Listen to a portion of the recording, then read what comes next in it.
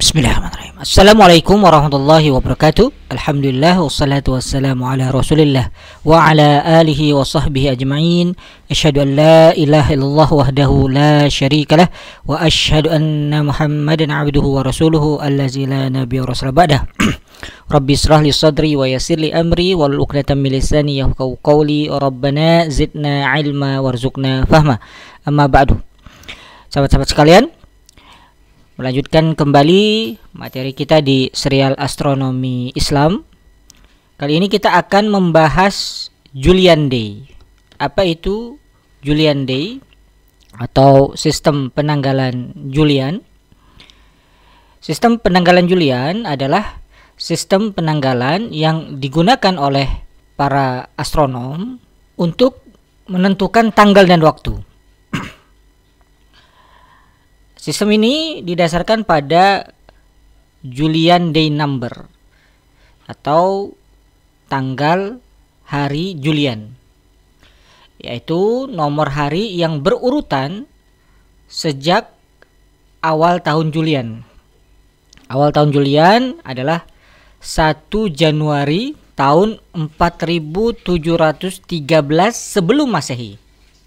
Maka setiap hari mulai dari tanggal 1 Januari 4713 sebelum Masehi itu diwakili oleh satu nomor Julian. Jadi tanggal 1 Januari 4713 sebelum Masehi dianggap sebagai tanggal 0 Julian Day. Kemudian tanggal 2 Januari 4713 sebelum Masehi dianggap tanggal 1 Julian Day. Demikian seterusnya secara berurutan sampai hari ini. Itulah yang disebutkan sebagai sistem penanggalan Julian. Tanggal Julian ini digunakan untuk melakukan perhitungan dan prediksi astronomi, seperti posisi planet dan benda-benda langit lainnya. Juga dapat digunakan untuk menentukan waktu matahari terbit dan terbenam, sehingga tentu saja bermanfaat bagi umat Islam dalam menentukan beberapa hal. Misalnya menentukan waktu sholat atau menentukan awal-awal bulan Hijriyah. Selain itu, sistem penanggalan Julian juga digunakan dalam beberapa bidang ilmu seperti geologi dan arkeologi untuk menentukan usia batuan dan fosil. Kalender Julian adalah kalender surya, yang berarti bahwa kalender tersebut didasarkan pada orbit bumi mengelilingi matahari. Orbit bumi mengelilingi matahari membutuhkan waktu kira-kira 365,2422 hari, sehingga kalender Julian sedikit lebih panjang dari tahun surya sebenarnya. Ini berarti bahwa kalender Julian mendapatkan sekitar 1 hari setiap 128 tahun. Bagaimana perhitungannya? Kita lihat, misalnya kita punya data bahwa orbit bumi mengelilingi matahari, kita sebut saja orbit, ya. Itu sama dengan 365,2422. Sementara Julian itu dibulatkan 365,25. Jadi kalau kita lihat sisanya, ya, selisih itu sama dengan Julian dikurang orbit. Jadi kita bisa lihat bahwa selisihnya adalah 0,007. Nah, kalau kita bagi dengan 1 agar dia lengkap 1 hari, itu adalah 1 dibagi dengan selisih. Jadi ketika kita lihat hasilnya adalah 128,20. Jadi kalender Julian mendapatkan tambahan 1 hari setiap 128 tahun. Kelebihan hari setiap 128 tahun ini tentu menjadi masalah terkait presisinya kalender. Maka kemudian diperkenalkan sistem kalender baru, yaitu kalender Gregorian pada tahun 1582 untuk memperbaiki masalah tersebut.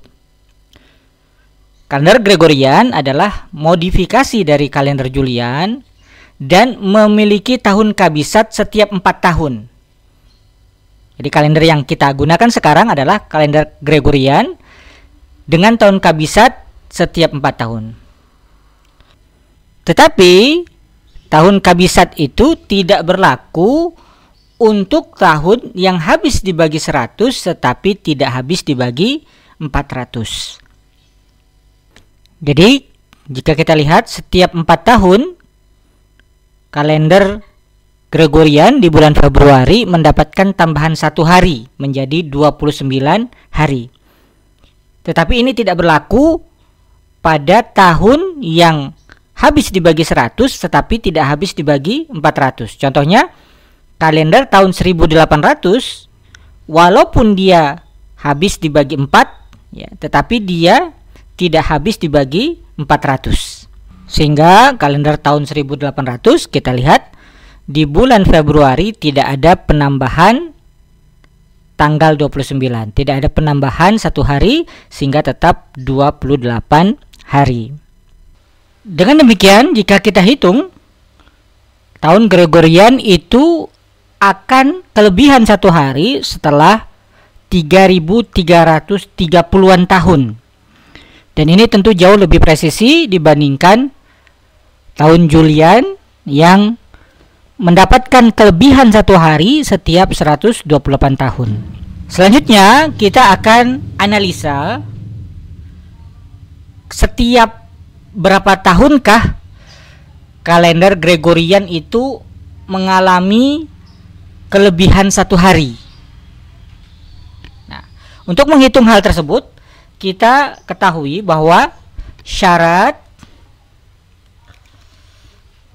tahun kabisat adalah tahun yang habis dibagi 4. Kecuali tahun yang habis dibagi 100 tetapi tidak habis dibagi 400. Nah, jadi perulangannya terjadi setiap 400 tahun. Jadi dari 2 syarat ini kita bisa pahami perulangan penghitungan itu terjadi setiap 400 tahun. Oke, kita buatkan algoritmanya di Python. For tahun dalam rentang 1 sampai 401, karena Python menghitung 1 sampai 400, kita buat sampai 401. Jika tahun tersebut dibagi 4 sisanya 0, akan tetapi tahun tersebut jika dibagi 100 hasilnya 0, sisanya 0, dan tahun tersebut jika dibagi 400 sisanya tidak 0. Maka kita lihat dulu tahun berapa saja yang merupakan tahun kabisat. Nah, kita jalankan. Nah, Anda bisa lihat ini adalah tahun-tahun yang merupakan tahun kabisat.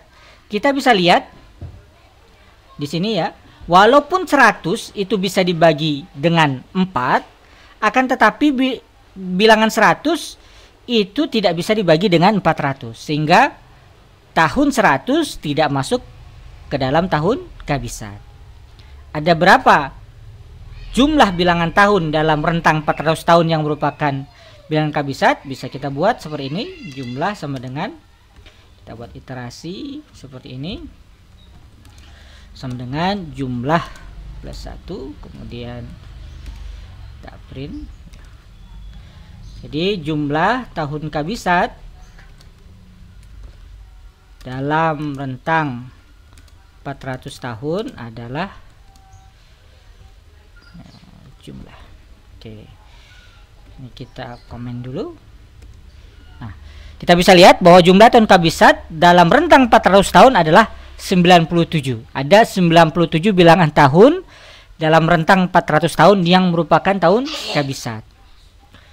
Jadi kita bisa buat sederhana ya, non kabisat berarti 400 dikurang jumlah.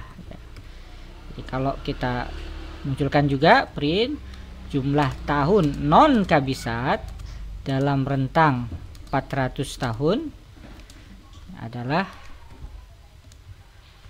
non kabisat. Ya.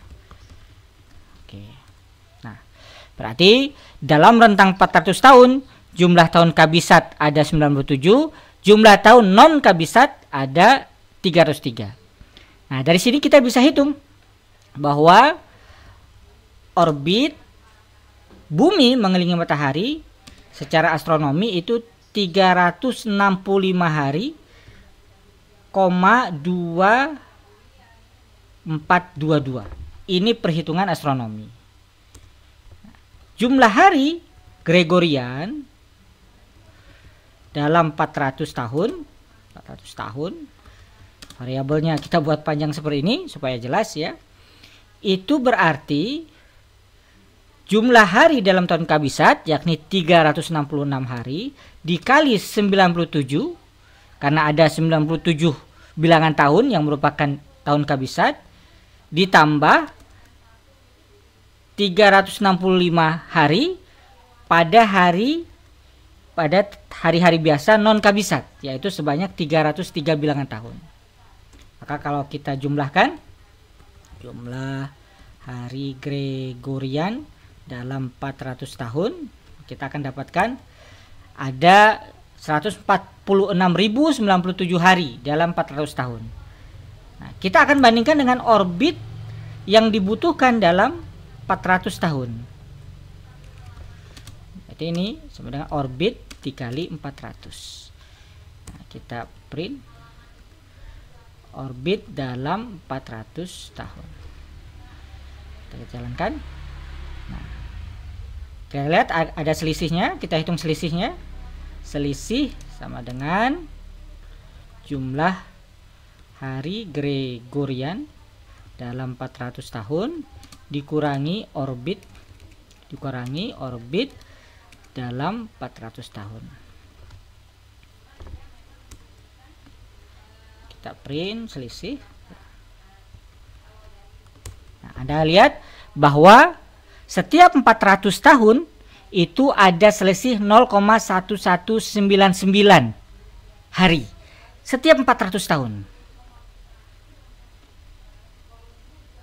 Kemudian kita hitung akumulasi kelebihan itu terjadi setelah berapa tahun ya, 1 dibagi selisih. Kita print selisih, print akumulasi. Kita akan lihat, nah setelah 8 kali perulangan, 8,33 kali perulangan, maka selisih tadi jika dijumlahkan sudah sampai 1 hari. Tetapi harus diingat, setiap 1 itu terjadi setiap 400 tahun, sehingga jumlah tahun seluruhnya kita bisa hitung adalah akumulasi dikali 400. Jumlah tahun seluruh, maka kita akan dapatkan kalender Gregorian itu akan kelebihan 1 hari setelah 3.333,3333 tahun. Dan ini tentu jauh lebih presisi dibandingkan tahun Julian yang mendapatkan kelebihan 1 hari setiap 128 tahun. Demikian kita sudah lihat bagaimana perhitungan untuk kalender Julian dan kalender Gregorian.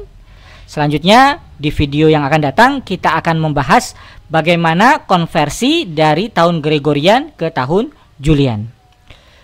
Semoga bermanfaat. Allahu ta'ala alam. Allahumma arhamna bil Qur'an. Terima kasih. Wassalamualaikum warahmatullahi wabarakatuh.